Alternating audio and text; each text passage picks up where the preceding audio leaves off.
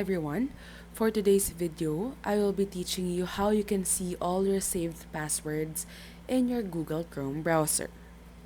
First, open Google Chrome on your laptop or desktop, then press the three dots at the top right corner of your screen.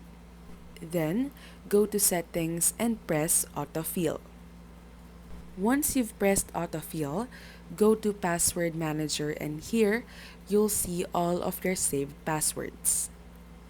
As you scroll down, you'll be seeing all the information that you'll need, such as the site, username, and the password.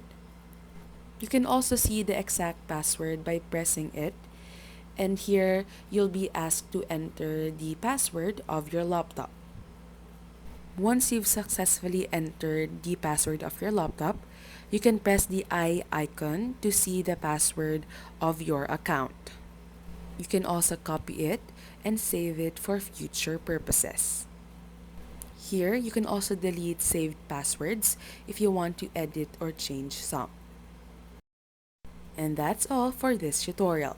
If this video helped you, don't forget to press like and subscribe.